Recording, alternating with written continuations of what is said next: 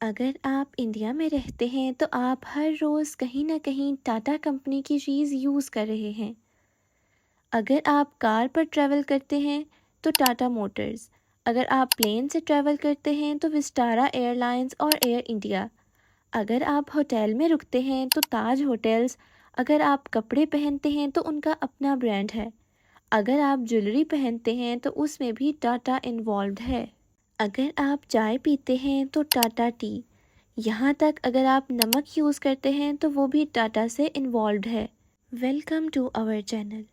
دوستو، ٹاٹا کے پاس 100 سے زیادہ کمپنیز ہیں اور یہ ایک دن میں اتنی گرو نہیں ہوئی، اس کو گرو کرنے میں پورے 200 سال لگے ہیں۔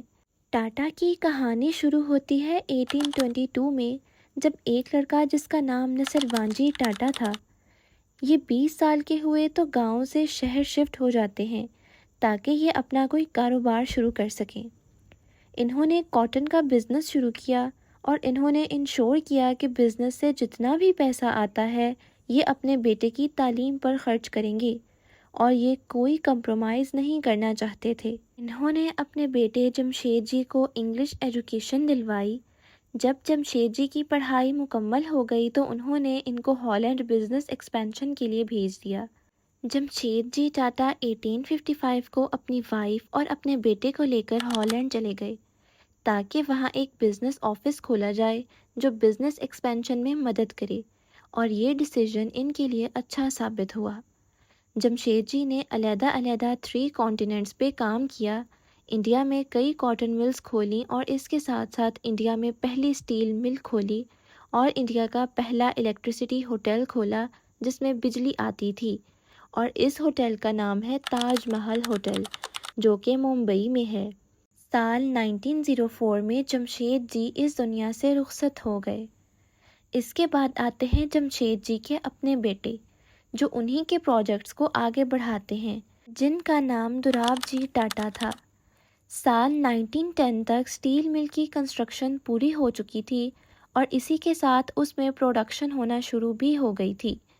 اسی ٹائم ورلڈ وار 1 شروع ہو گئی اور برٹش امپائر کو سٹیل کی ضرورت پڑی، اور اسی وقت ٹاٹا سٹیل مل انڈیا کی نمبر 1 سپلائر بن جاتی ہے۔ ورلڈ وار 1 کے اینڈ پہ ٹاٹا سٹیل کی اچھی ریپوٹیشن بن چکی تھی، اور اسی وجہ سے ٹاٹا سٹیل اور فیمس ہو گیا۔ سال 1914 میں ٹاٹا سٹیل اتنا بڑا بن چکا تھا کہ اس کے اندر اور 14 کمپنیز تھیں۔ دوراب جی ٹاٹا نے ٹاٹا کو سال 1938 تک سنبھالا، اور اس کے بعد ان کے کزن جہانگیر رتن ٹاٹا نے کمپنی کو ٹیک اوور کر لیا، اور چونکہ یہ ایک پائلٹ بھی تھے اسی وجہ سے انہوں نے ٹاٹا ایئر لائن کمپنی بھی کھولنے کا سوچا، جس کو بعد میں ری نیم کر دیا گیا ایئر انڈیا کے نام سے۔ سال 1947 میں پاکستان اور انڈیا انڈیپینڈنٹ ہوئے، اور انڈیا کی گورنمنٹ نے ساری بڑی کمپنیز کو نیشنلائز کرنے کا سوچا، لیکن یہ ٹاٹا کمپنیز کے لیے اچھا نہیں تھا۔ نہرو کی گورنمنٹ نے جہانگیر رتن ٹاٹا کو ایئر انڈیا کو لیڈ کرنے کی آفر کی، اور جہانگیر رتن ٹاٹا نے اس کو ایکسیپٹ بھی کر لیا۔ اس کے علاوہ JRD نے اور بھی بزنسز میں قدم رکھا، جیسا کہ ٹاٹا کنسلٹنسی سروس یعنی TCS سروس کو 1968 میں اناؤنس کیا۔ آج کے دن یہ کمپنی انڈیا کی 2nd لارجسٹ امپلائر ہے۔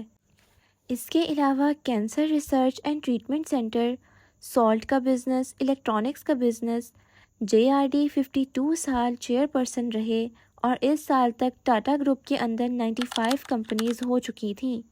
1991 میں رتن ٹاٹا کو ٹاٹا کمپنیز کا چیئرمین بنا دیا گیا۔ کہا جاتا ہے کہ سال 2003 میں رتن ٹاٹا نے ایک فیملی کو اسکوٹر پر دیکھا جو بے حد تنگ ہو کر جا رہے تھے۔ 5 سال کے بعد رتن ٹاٹا نے نینو کار لانچ کی۔ وہ مڈل کلاس اور لوور کلاس لوگوں کو چانس دینا چاہتے تھے کہ وہ اپنی گاڑی اون کر سکیں، اور یہ کار صرف 1 لاکھ میں کار مارکیٹ میں بیچی گئی۔ ٹاٹا کمپنی کی نیٹ ورتھ کی بات کی جائے تو اس کی ٹوٹل نیٹ ورتھ $403 بلین ہے۔ آج کے دور میں ٹاٹا اپنی سروسز 150 ملکوں میں دے رہی ہے۔ I hope you like the video. Thanks for watching. ملتے ہیں اگلی ویڈیو میں۔